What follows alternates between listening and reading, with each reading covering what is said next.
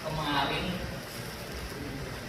aku bisa sampai dapat 3 ikat kayu bakar di jam segini saat matahari sudah melenceng. Tapi sekarang sudah musim panas, sudah susah mencari kayu bakar. Ini saja saya cuma dapat 1. Kayu bakar ini saya tidak berapa. Paling cuma dapat 1.500 perak. 1.500 perak itu tidak bisa buat satu keluarga.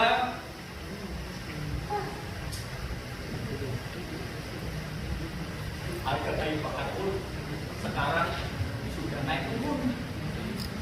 Kadang 1.500, kadang 1.000, atau bisa saja sampai cuma 500. Itu buat makan kita gimana? Oh, sekarang zaman sudah berubah.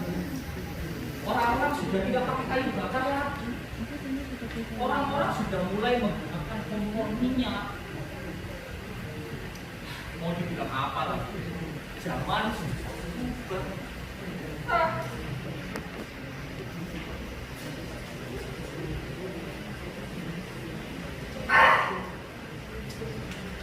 Sudah lama aku berpikir, mungkin cari saja kerjaan lain. Ke kota misalnya. Ke kota aku bisa jadi penjaga nasional, jadi kuli bangunan, atau apalah yang mungkin. Yang penting bisa kerja. Meski aku ini bukan orang yang cari-cari kerja, yang pilih-pilih, tapi tidak mudah buat mencari kerjaan yang baru. Karena begitu, keluarga saya dari kakek buyut sudah turun-temurun sudah jadi pencari kayu bakar. Lalu dengan pencarian kayu bakar ini, keluarga saya dihormati sebagai pencari kayu bakar. Dan bahkan sampai kami diberi embel-embel kayu bakar di nama belakang kami. Contoh nih, Lagu, itu nama kakek buyutku. Lalu disebutnya apa? Lamu si kayu bakar. Lalu ada juga bapakku, namanya Luhur kayu bakar. Lalu aku sendiri namanya Luhur. Jadi aku dipanggil Luhur si kayu bakar. Tapi anak sulungku pernah bilang, Bapak tidak usah lah pakai nama itu. Nama itu bikin malu. Cari saja kerjaan lain yang lebih menghasilkan, yang bisa membuat hidup kita lebih layak. Betul juga kata anakku ini. Tidak percaya lagi. Tapi tidak mudah percaya lagi. Kok susah? Belum lagi nih. Pertama, keluargaku itu dari turun-temurun kakek buyutku merupakan orang yang baik dan juga orang yang jujur, serta tidak mengingkari orang lain. Lalu yang kedua, dalam melakukan pekerjaan ini, kami turun-temurun sudah punya standar sendiri. Punya standar. Kayu yang kami cari ini, kayu pilihan. Lurus, juga kering. Kalau lurus, itu bisa dengan mudah dimasukkan ke dalam tubuh. Lalu yang kedua, kering. Kalau kering, bisa mudah masaknya, cepat matang. Jadi para ibu-ibu yang menunggu bapak-bapaknya pulang dari ladang, itu bisa tidak khawatir kalau sudah pulang dari ladang suami-suami mereka. Jadi keluarga kami sudah dihormati, sudah punya standar sendiri.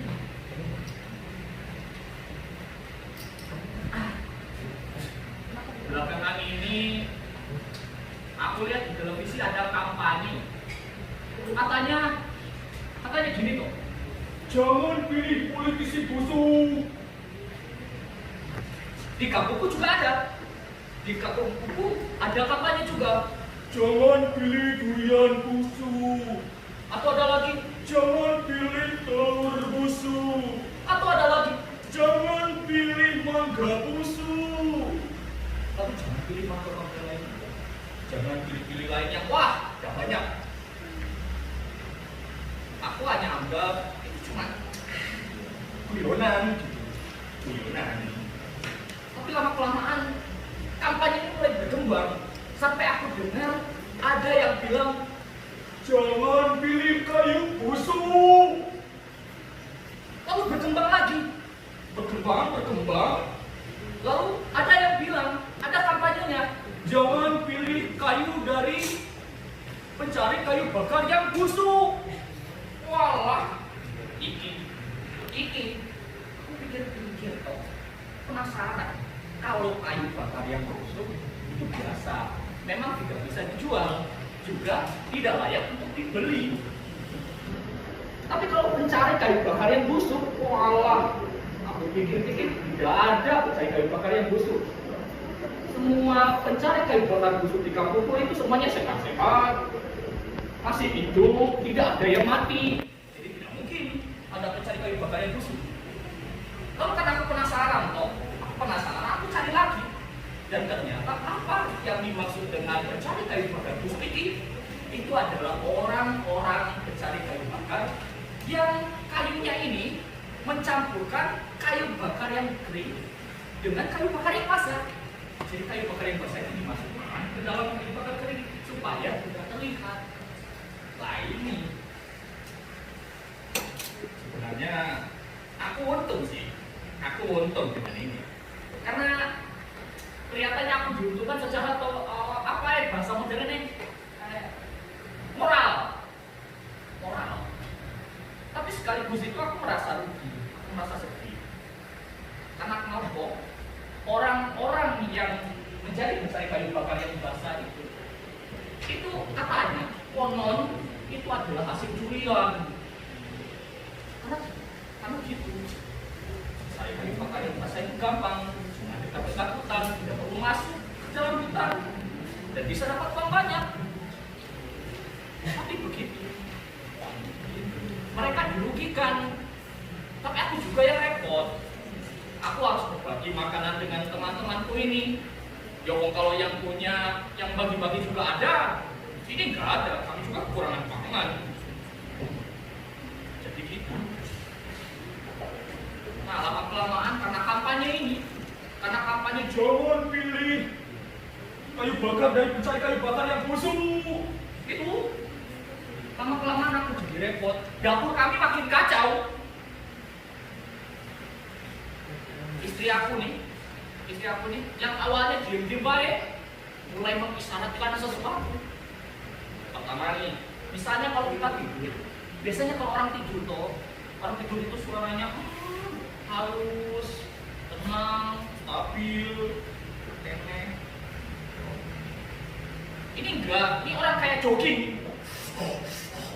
Tarikan napasnya itu tinggi sekali, dan menghembuskan napasnya itu kayak orang habis deden. Anakku malah lebih spontan. Dia sama saudara-saudaranya itu kalau masakan belum matang itu sudah berada di depan pintu dapur bawa piring sendiri-sendiri. Lalu kalau saat makanan sudah matang, itu sudah datang berhamburan, ambil panci, kan? Ambil nasi di panci, ambil sayur. Karena konon katanya nggak kebagian. Makanya nih, aku kasih tahu ke teman-temanku. Aku kasih saran ke teman-temanku. Bro, guys, gak usah lah curi makanan. Curi makanan orang lain. Gak usah curi kayu bakar di tempat lain. Gak usah cari kayu basah. Ya selalu aja ya. Yang temanku malah ketawa kan. Teman-temanku itu malah ketawa. Oh beda Apa bedanya? Kami saja susah, terus sampean yang kerjanya jujur dan nenek kakek buyut kalian, itu masih susah toh? Itu kata mereka. Terus aku bilang, Yo, wong kalau ukurannya dari pendapatan sendiri itu memang aku susah. Tetapi aku susah karena aku tidak bisa mencari kayu bakar yang banyak. Juga kalau sekiranya aku jujur nih, kalau aku jujur dan juga bisa mencari kayu bakar yang banyak, mungkin aku tidak bisa kayak gini lagi, bisa membantu kalian semua. Malah ketawanya keras. aduh, lugu iki. Lah kok mau bilang gini? Ya jelas tuh, hidupku susah, jadi makin susah. Karena kalian ini yang mencuri kayu bakar dan juga melakukan kecurangan. Itu mereka malah diam. Cuma 1 detik. Tapi setelah itu mereka ketawa lagi. Itu ketawanya keras sekali. Ketawanya keras. Sampai kepekak nih aku. Setelah itu aku berhenti bicara. Ya sudah. Tapi keesokan harinya aku lihat mereka sudah mulai mencari pekerjaan lain. Ada yang ke kota, katanya mau cari pekerjaan asongan. Lalu ada juga yang jadi buruh perusahaan penebangan kayu. Ya memang bisa. Tapi kok ada. Aku cuma berharap supaya teman-temanku ini bisa bekerja dengan baik dan juga berkelakuan dengan baik. Supaya bagus pekerjaannya. Karena aku lihat contoh sekarang. Orang yang terhormat, yang punya posisinya yang terhormat itu sekarang malah dihujat. Ya wong dihujatnya cuma dia, tapi yang kenanya itu satu keluarganya. Dan bukan cuma satu keluarganya saja, tapi sampai orang-orang yang belum lahir sekalipun, yang satu keturunan sama dia itu pasti kena. Kalau aku pikir begini,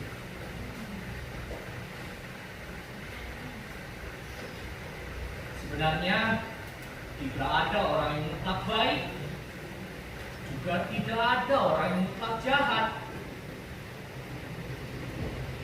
Kalau orang ini